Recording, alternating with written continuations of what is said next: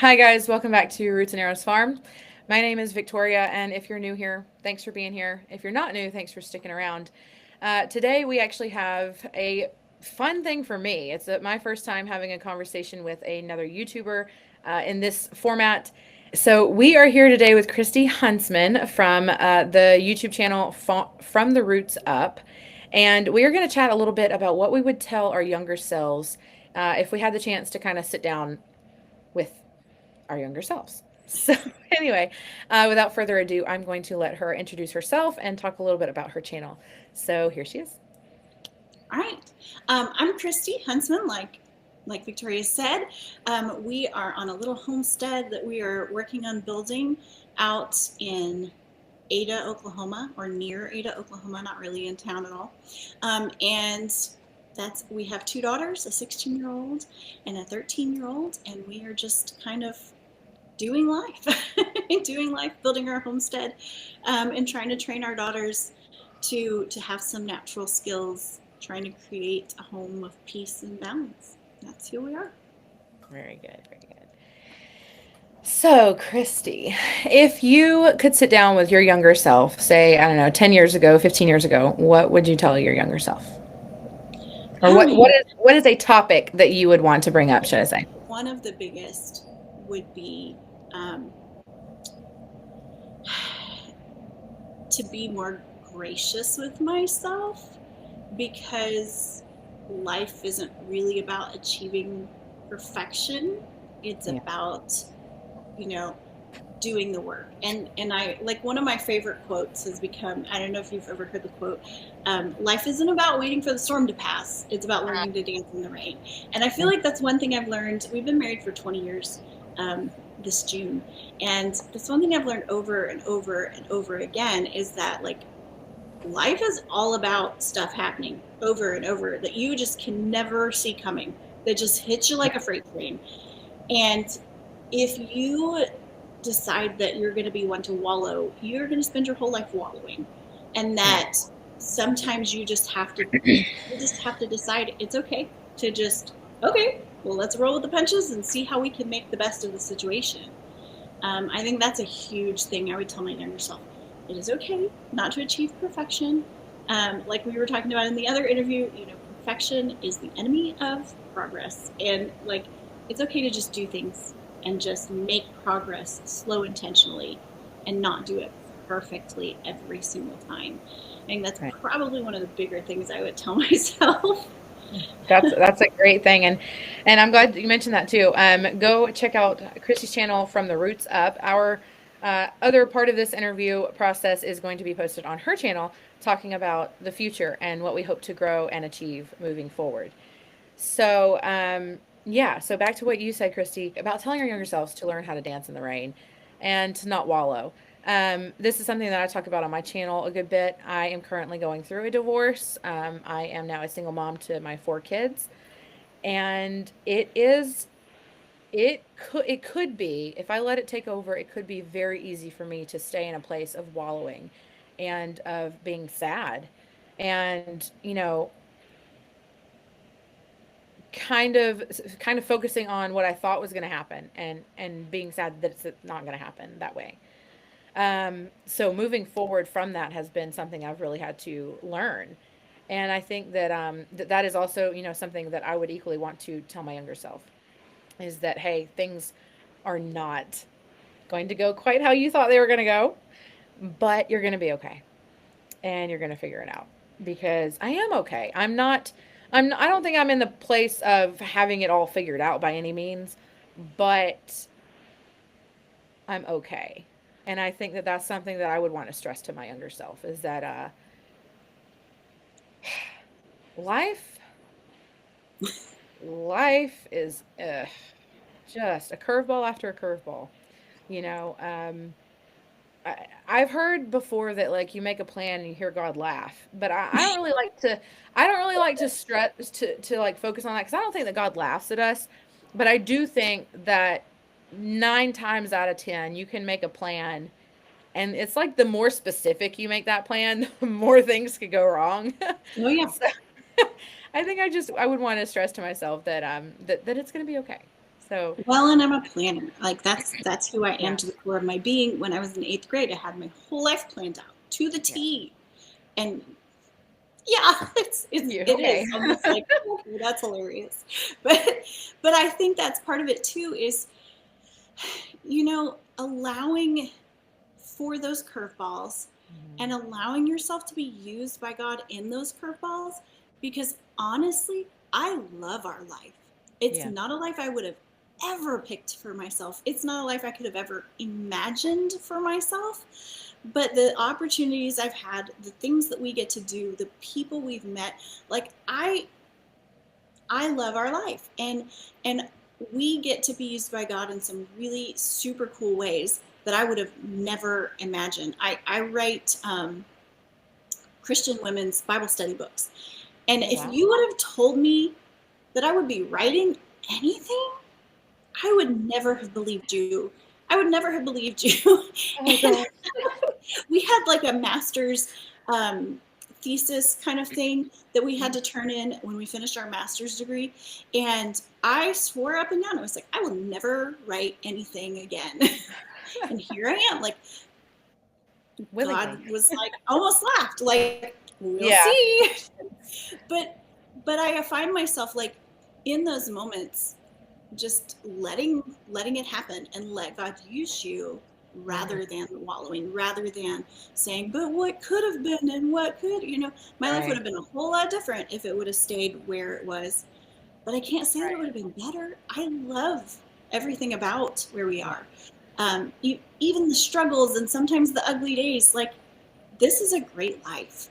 And Mhm. embracing that, I think, is so important. And Yeah. I wish I could tell my younger self that, like, it's okay to make plans. It's Right. great to dream. I still dream. I'm a dreamer. But allow for grace. But Yeah. yes, exactly. For Have sure. a grace allowance. Yeah. Um, I think that too, a lot of people they ask me like if I knew that I was going to get divorced would I have ever gotten married. That's one thing that people always feel super okay to ask me. And I honestly I would have because when I got married, I was in a relationship with someone who I felt like really loved me and would have done anything for me. And, we had all these dreams and these plans together. And if I had not gotten married, I wouldn't have my kids. And so I think for me, that's what it boils down to is now I've got my kids and that's where I'm focusing on is building something that for them, like that we just talked about on your channel is, a future for them, a legacy, if you will. But my past self,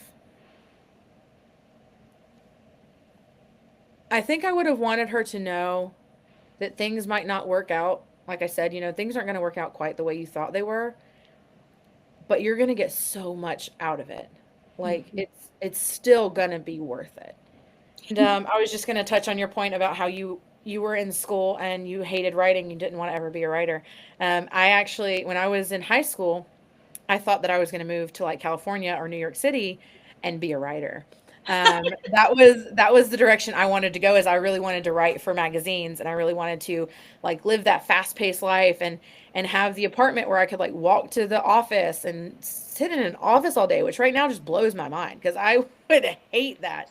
Yeah. But when I was 19 or so, 18, 19, I thought that was like the direction I wanted to go. I wanted to be a journalist. I wanted to do interviews, write for magazines. Like that is fully what I thought I was going to do. And then I got married and I moved to a different country. I did not end up there. Let's just say I did not end up in California or New York. And now I have no desire to. At 34, I'm like, put me, 30 minutes out of town any day. Put me in a garden or on a farm any day. But out of that, from my 18, 19-year-old self, I still have the desire to write. And it has changed so much. But the desire to write has never gone away. And I have not published anything yet. I just finished. Okay, so when I had my twins in England, I went back to school and I got 2 undergraduate degrees online, and one of those is in creative writing English. And so then I went on and I started my master's course in creative writing. but I don't think I'm going to finish that right now. I might revisit that in the future, but right now I'm very much focused on getting this lifestyle, if you will, up off the ground for me and my kids. But writing is definitely one thing that I would tell my younger self to stick with. Yeah. I've always been, yeah, a writer, a journaler at heart. I journal my prayers and things like that. I think we have a lot of similarities in what we would tell our younger selves. But Yeah. One of the other really, really big, I mean, I guess huge things I would tell myself is that just please take care of your body and the importance of whole oh food. gosh, yes. Like, I had no idea. When we were barely able to fill the fridge when we were newly married, I mean, scraping up change out of the couch cushions to go to the grocery store, Yes. and like all I could afford is the box mixes. I just wish I could go shake myself and be like, buy an apple instead. Yes. Like, Buy a bag of real potatoes. food, It is like, so much buy more less real beneficial. food.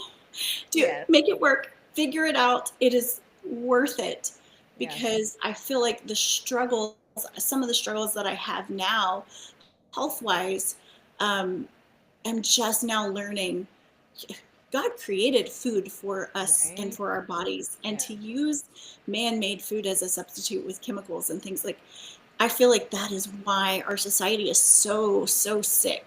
And Oh yeah. that's, we talk about things in the other one, things that we want to go moving forward. And that's one of the Mhm. things I really want to instill in my girls is, it matters what you eat. Please eat whole foods. Yes. Please eat It whole foods. matters It so much. matters. Like, don't destroy your body. Your body, God gave you one body. You Yes. are to be a steward of it. And not just that, but your body is how you are going to live the rest of your life, either in misery Mhm. or tolerable, Yeah. And I wish I could, when you're 20, when you're Yeah. 18, and you're in college and you're cramming cupcakes down your gullet because you weigh 120 pounds and Oh yeah. you don't think Well, anything of it.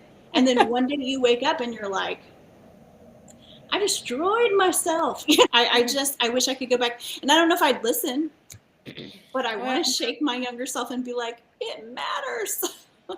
I want to think that if our younger selves saw our older selves sitting down for a conversation, we would full on listen. Like I like to think that because could you imagine like your like 50-year-old self coming to talk to you right now? Like, whoa. I think maybe I'd listen. I think I would be in complete shock. Like, wait, I homeschool? What? That's not a thing. No, Um, you're crazy. okay, so yeah, so your point about real food.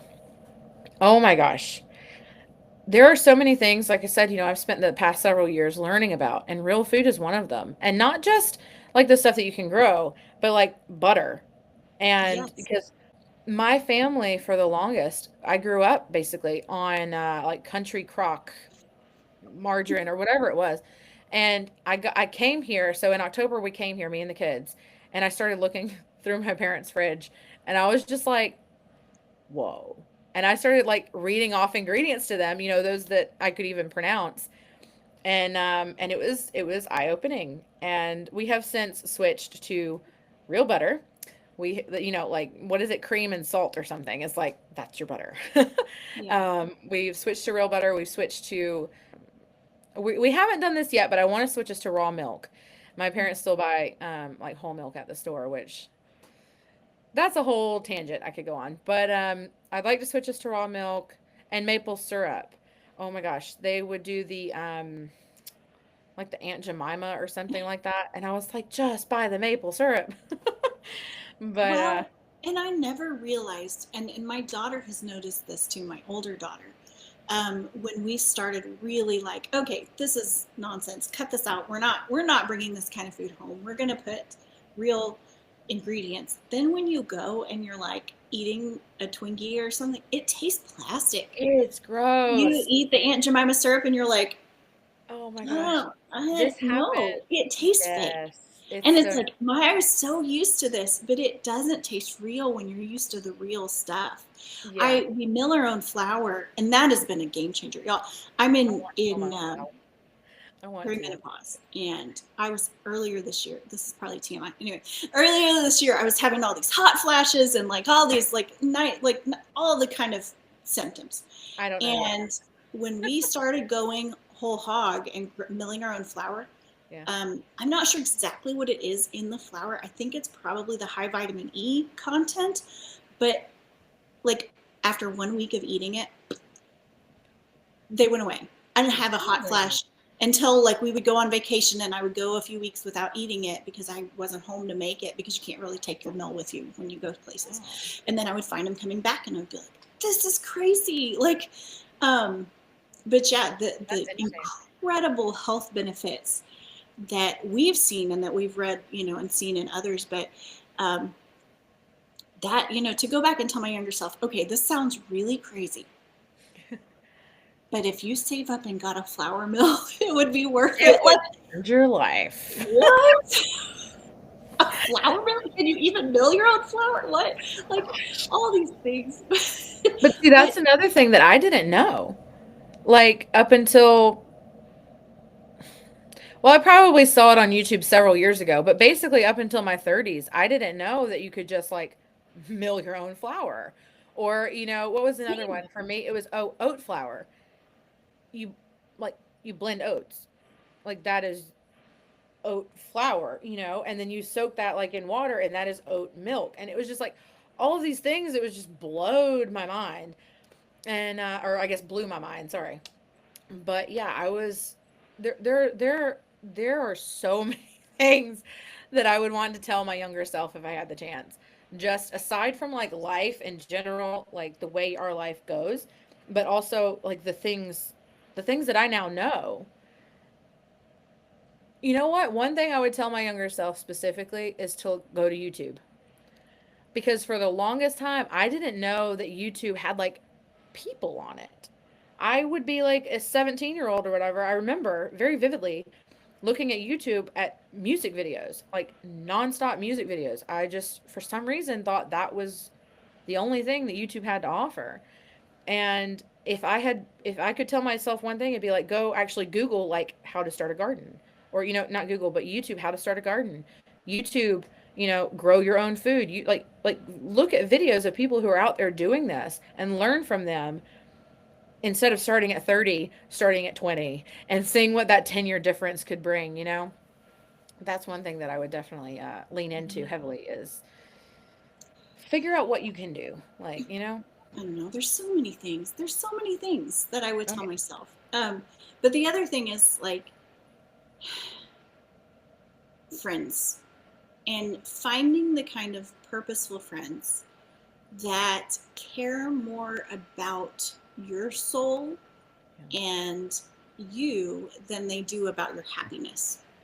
Because the world is absolutely full of yes men and people that are gonna like hang out with you and be like, yeah, whatever, whatever you want to do, whatever. And they cheer you on down the road to like destruction. They cheer you on in bad things. They cheer you on in damaging things, or they cheer you on in like, why am I doing this?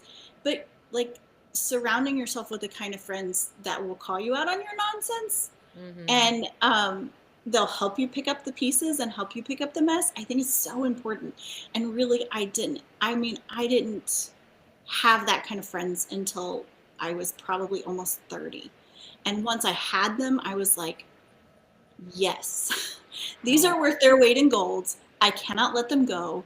They will be honest, they will be truthful, and they love me to a fault. Like, they love me so much, even when they're telling me, like, you're a doofus, right? Like, well, I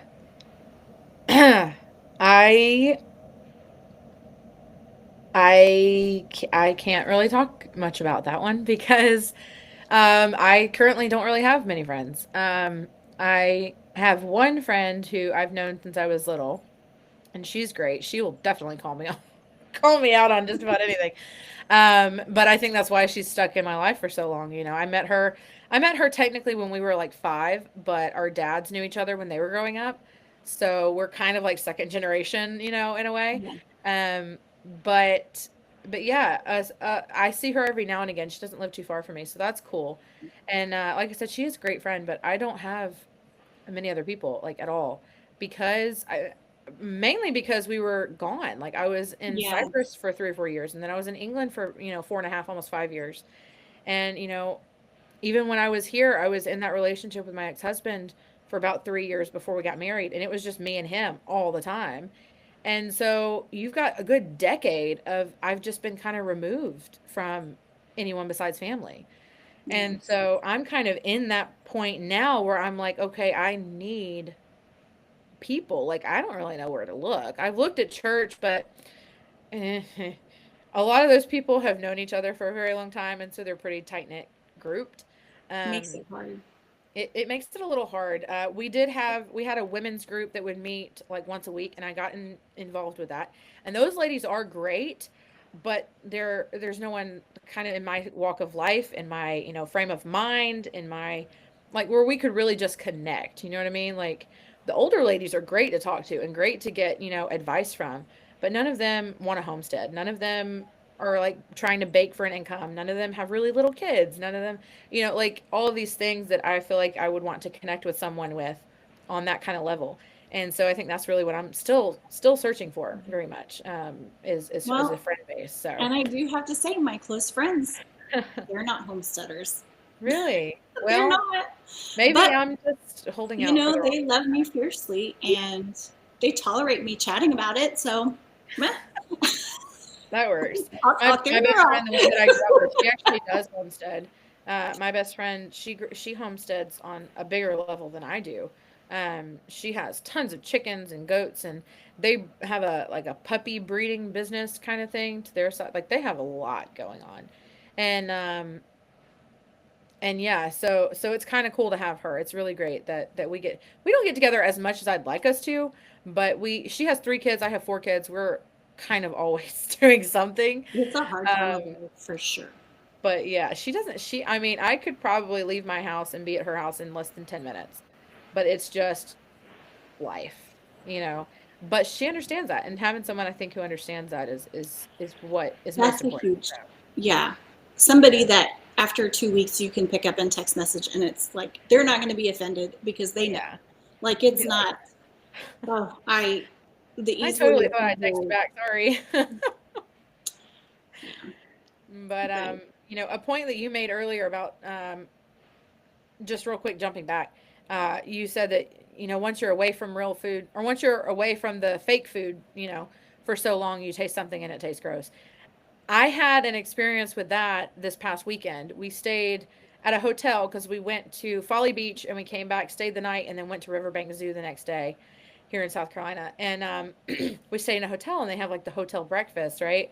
And so they had muffins. And I remember thinking, oh, a blueberry muffin, that just sounds so great. But like I've been making my own blueberry muffins for nearly a decade now. I couldn't eat it. I took like one, maybe 2 bites, and I was just like, I don't even know what I'm eating. Like that is not a blueberry muffin. It was not good. And my mom had eaten hers and she was like, "Yeah, it kind of tastes like." And I said, "It tastes like plastic. That's what it tastes like." And she's like, "Yeah, it kind of does." But yeah, when you had mentioned that, it just kind of brought to mind, "Hey, that happened to me recently." So, what is something else that you think you would want to talk to your younger self about a little bit? probably that there most times in life you're going to feel inadequate and you're going to feel like a phony and you're going to feel like who am I to do XYZ, Hmm. but every other person around you feels that way too, Oh and that gosh, it's yes. it's a real thing, and it's okay. And guess what, sometimes you're not adequate, and that's why we have Christ. But like Right. it's you don't have to be adequate. Nobody's asking you to be like. And I think about the friends I love. I think about my husband. I don't love him because he's adequate for me. I love him Hmm. because he's him. I don't love my friends because they serve me in some way. Like, I guess that is my biggest uh, hang up with people, is that in my relationships with people, is that I am a purposeful person and I like to be useful.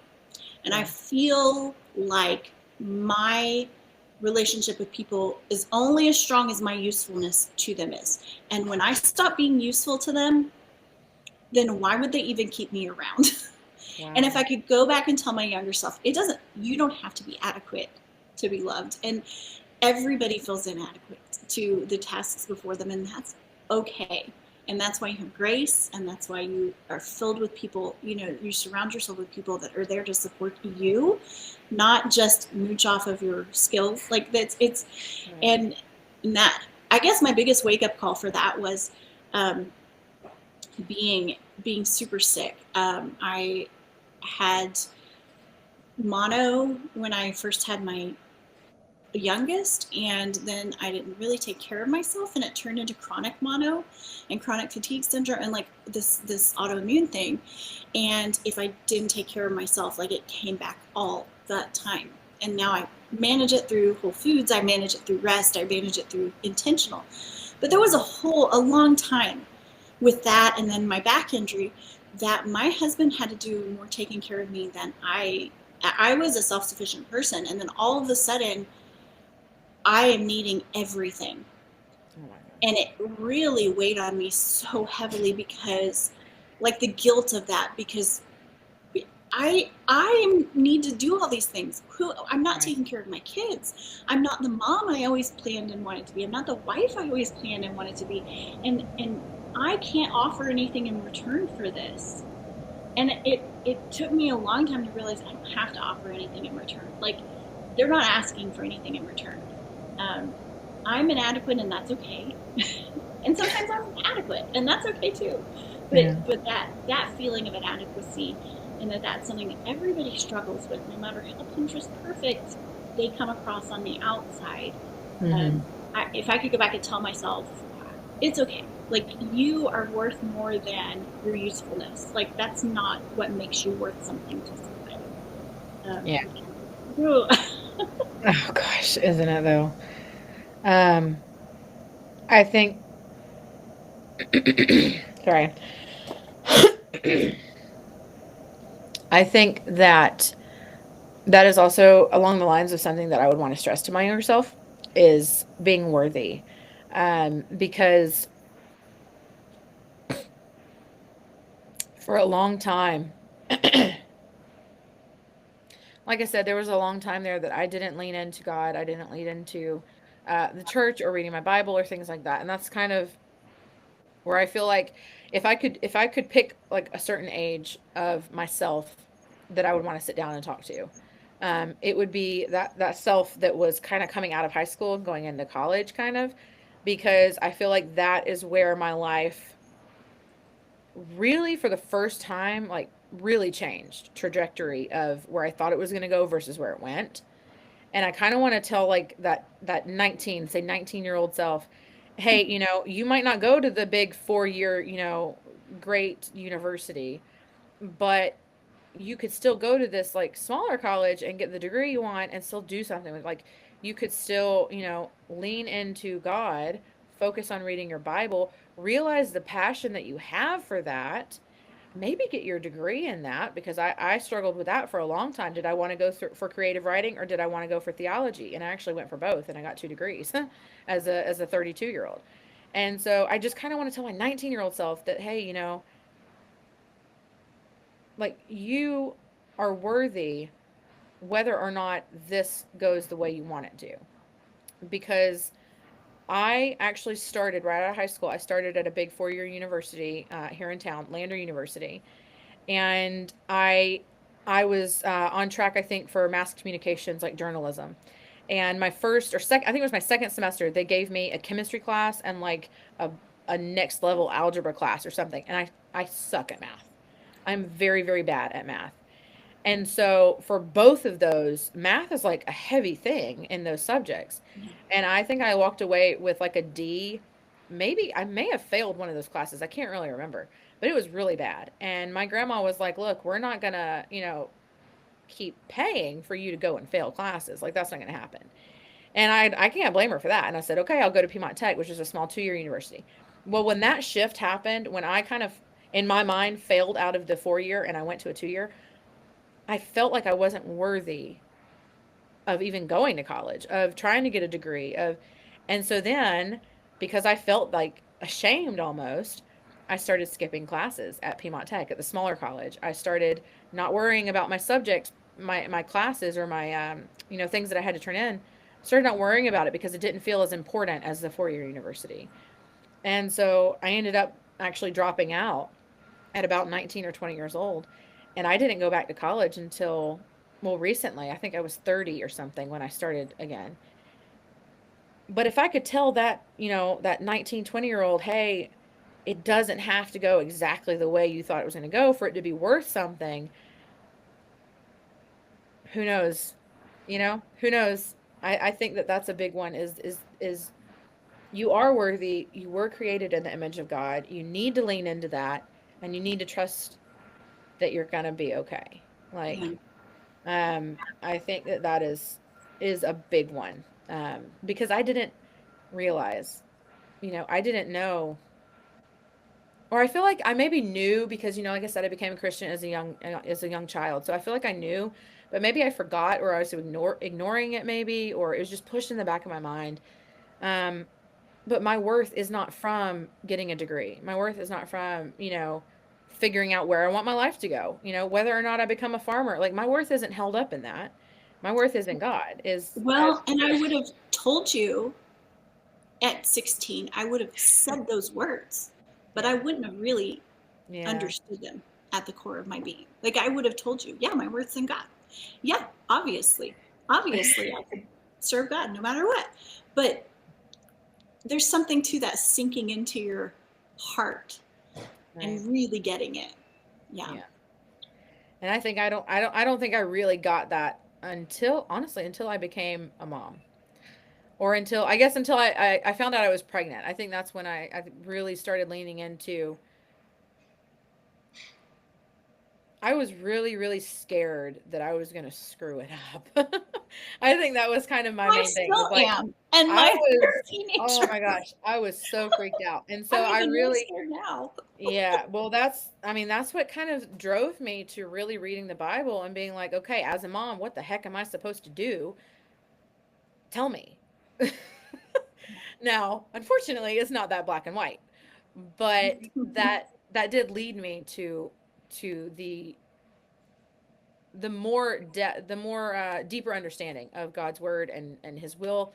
And the fact, also, this was a big one for me, was that God's will is not necessarily like a roadmap that we're supposed to follow and try to figure out. It's more Mhm. like understanding that whatever steps we decide to take, He's going to work for good. Yeah. And that, I think, is a big one for me too, because I felt like if I can't understand the will of God, then why am I gonna like try to do anything? Yeah. God's going to use you where you are if you let Yeah. Him. Absolutely. Yeah. I guess the last thing I have on my list that I would tell myself, Hmm. younger self, is that busyness is not a badge of honor, Oh my and busyness is a thief of joy. And everybody does not need you as much as they say they need you, and there are substitutes for you. Like, there is no substitute for you close to home and in your circle, that people that need you. But there are people out there that expect a lot from you, and oftentimes you let down the people um, in God. the middle of this circle for those people that don't actually really need you. I read a book called Present Over Perfect. Whoo, it stepped all over my toes in that aspect. And it was all about um, being there for the people that really do need you, not partaking in all of the busyness everywhere else. And it's not saying don't ever do stuff, Right. but it's like, do not be so busy with Right. all the things that other people expect of you that you miss people that really need you. And that was a really powerful thing for me, because sometimes I think if we feel like we're setting too long, it feels selfish. And if we have free time, it feels selfish because there's 7 other things I said no to have that free time. And I Mm. think that is one of Satan's biggest, most I feel that massive so deeply. things. Like, he tricks us because when we're run ragged, when we cannot even breathe because we're so busy, Hmm. with good things, like I could be gone every single weekend of the year doing speaking engagements or doing whatever, but Hmm. is that beneficial to my family?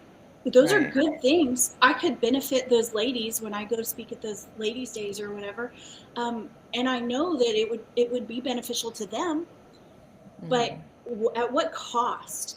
And what does that busyness take a toll on me and my health, and how does that affect my family too? And Yeah. that has been one of the hardest things as an adult to learn, um, because you get excited when you get asked to do things, and you feel honored when you get asked to do things, and you really want, yes, I want to do this, and I want to do that, and I want to serve you, I want to be there for you, I want to do this. And you have to, like, to be able to say it is not selfish to say no. There are other people that could do that, and it would be okay. I am not the only one that can perform that task. They can find somebody else. And no, and boundaries are a good thing. And I wish I could go back and tell my younger self that, because it's only recently that, and it's still a growth journey on that. Like, it is okay to have margin. In fact, you need margin to be able to really embrace life. And I want my daughters to see that you need margin in your life, and it's okay to have a peaceful life. Do not spend your life running back and forth to everything and running yourself thin. Yeah. That's good. Oh my gosh, running yourself thin. That is something that I definitely struggle with, is learning that I can't do everything. Because the way my brain works is that, like you said, when you have any kind of downtime, it's, oh, I could be doing this, or I could be doing that, or, and so sometimes, or even recently, there was an event that I got invited to set up for. Like I said, I'm just starting our cottage law bakery, or home bakery, or whatever you want to call it, under the umbrella of Roots and Arrows Farm. So I got asked if I wanted to set up to sell baked goods. And it was this big event. It was like a classic car show or something. Like, hundreds of people were coming into town. It would have been a huge money making day for me. But it was on the day of my twins' birthday. Mm. It was like, it wasn't actually, so their birthday was actually the next day, but this Saturday in particular, we were celebrating their birthday at the lake.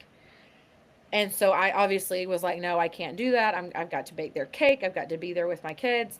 We're going to the lake. Like, it was this family thing. And so I chose my kids, and I chose their birthday. But I would be lying if I said that thought didn't come in my head Yeah. at least a couple of times. Right. Like, I could have gone and sold this morning. Like, I could have set up from 7 to 12 and still been at the birthday.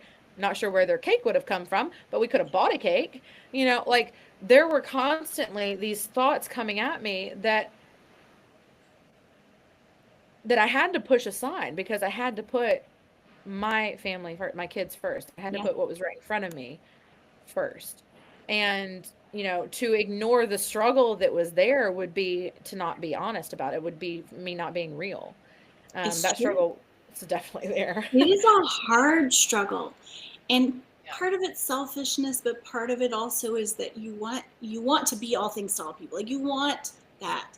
And the same thing happened. Like, I got asked to speak at a pretty big event, earlier in this spring, and Hmm. it was the same weekend as a retreat that my 16-year-old daughter and I have gone to for years. That is like our time together. Yeah. And I was so tempted to be like, we'll do it next year, because this is going to be a great opportunity. This is going to be, I, I was really tempted. And even leading up to the event, I was like, oh, did I make the right choice telling them no? Like, this, it would have been really nice to have this extra money, going in, and, like, all of these things. And then it was like when we got there, I was like, no, no, this is worth everything I gave up to be here. Everything. But Satan, I mean, that's one of his favorite things, is to just be like, busy, busy, busy, busy. Oh, Ignore the yeah. people that love you, Yeah. don't, be run ragged so that you snip at your kids, because you are just at your wits' end, because you're filling every piece and every margin of your life, and you don't have time to breathe. And I think that's, technology has really hindered us in that way. Oh, A yeah. long time ago, sun went down, it was rest time. The winter came, you had to take a break. Like, Yeah.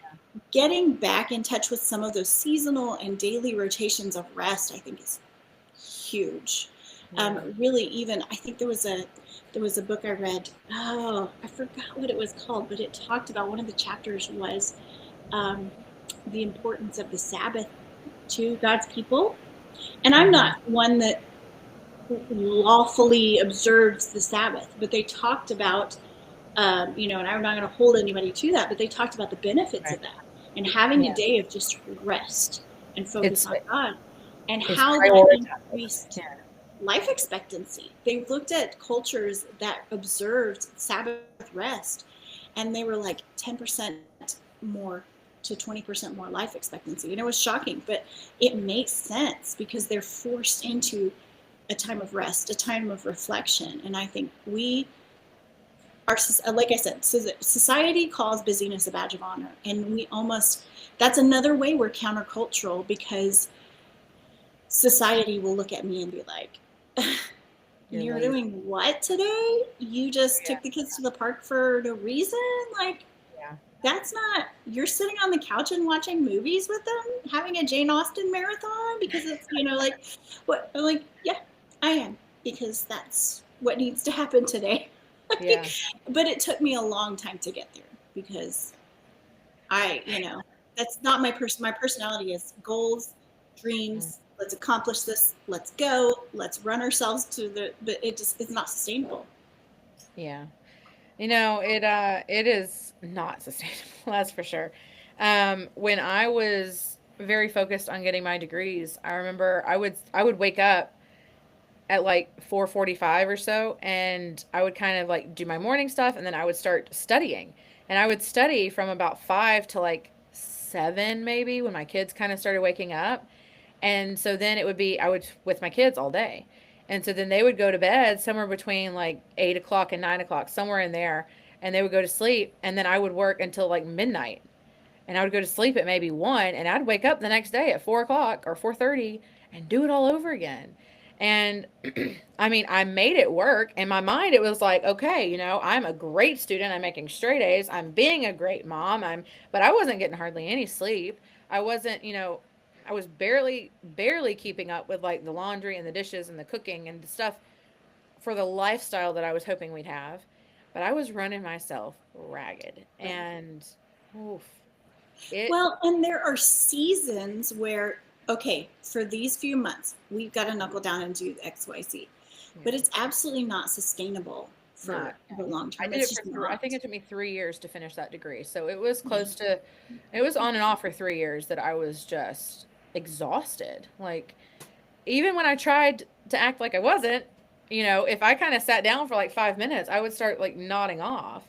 Yeah. And I was just, my brain was just spent. And now, I have the degrees under my belt. I'm using them in a way of like writing and doing devotionals and talking about God and talking about all these things. So I feel like I learned a lot in that time. But now it's kind of like, okay, now you need to slow down. Like you need to recognize that, like like you mentioned, rest is prioritized. It was prioritized by God. It was given to us to help, benefit us health wise, and, without rest, we literally go crazy. Like our minds Yeah. turn to mush and we just are mentally unstable without rest. And, and eventually, I haven't looked at statistics or anything, but eventually, without sleeping, I'm pretty sure your body starts to just break down. Well, yeah. Well, And when talking about productivity and things, like in that book, I was saying that they did the study about the day of rest. One of the other studies they cited was a study where some countries decided we're going to go to a 6 or a 7 day work week because we want our citizens to be more productive. And yeah, they found out that when the citizens went to a 6 or a 7 day work week, they got less done than the ones that had a 5 day work week with 2 days off because we need rest because it does nobody any good to just right. run yourself paper thin. I remember when we were in Mexico. My grandmother is Mexican, and she's from Mexico, and we actually went to visit a little town, or I guess it's a big town, but it's called Ensenada, Mexico.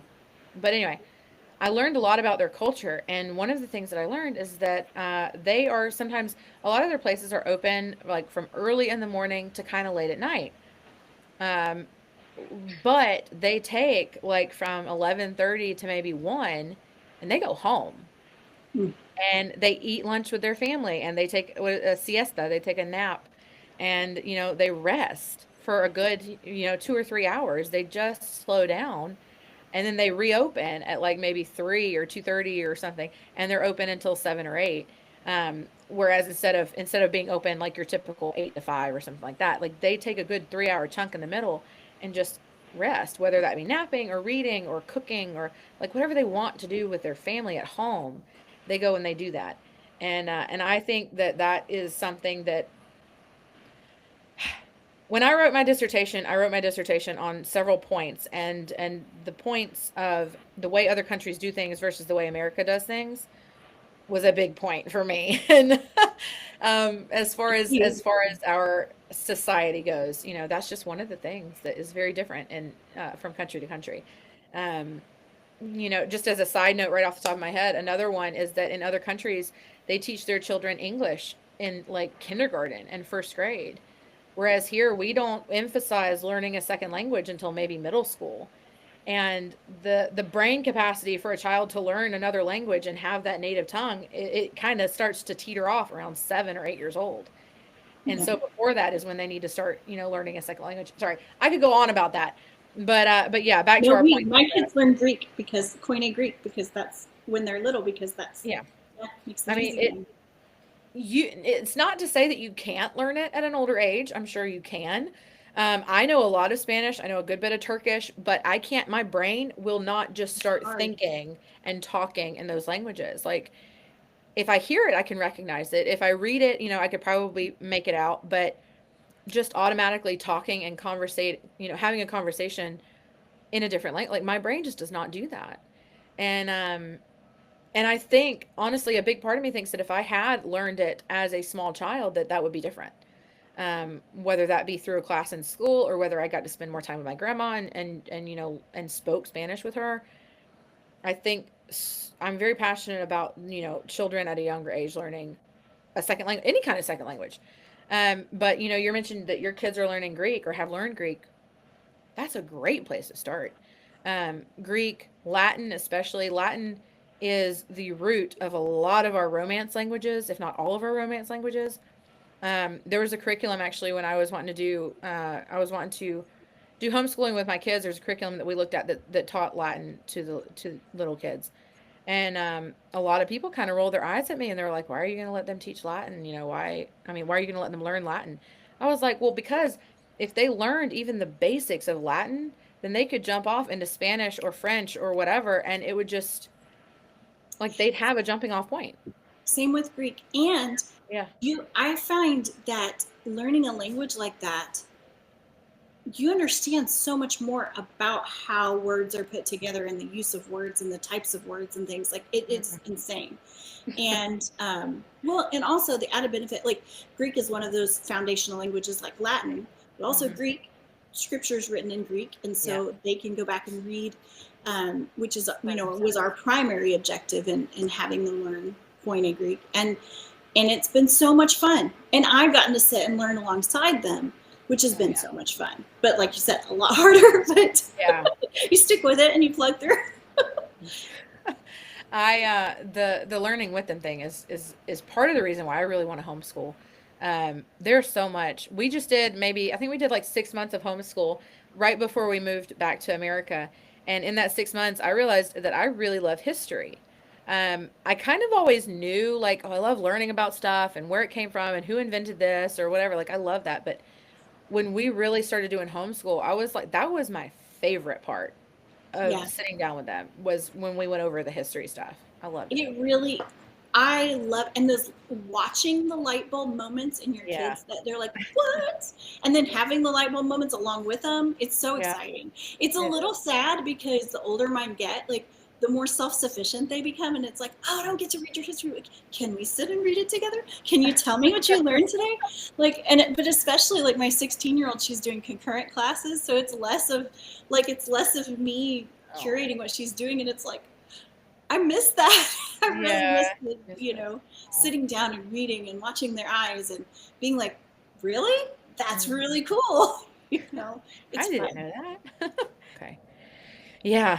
I've got 10 years to go, and I will have a 15-year-old, a 14-year-old, and two 13-year-olds. It will go before you can possibly imagine. Like the Oh sun gosh. over there was two yesterday. Like I can't. Aw. She took her first solo drive this week, and I was like, she drove, 7 miles to the feed store to get a collar for her goat, and I was like, Oh I'm my okay, I'm okay, I'm okay. I'm not gonna die. I guess we will wrap this up because that whatever thought I had is just not coming It's back to just me. that's It's okay. gone.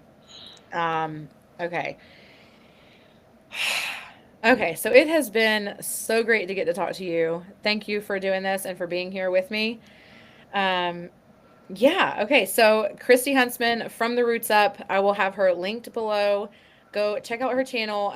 Like we mentioned earlier, we also did kind of a second part, or I guess technically a first part to this little interview, and it is on her channel talking about how what we're building is bigger than a homestead. It's more of a legacy and dreams, and why dreaming is important and things like that. So yeah, thank you guys for tuning in. Thank you for being here. Please like and subscribe and go check out From the Roots Up. Okay, so be safe, be blessed, and I will see you in the next one. Bye, guys.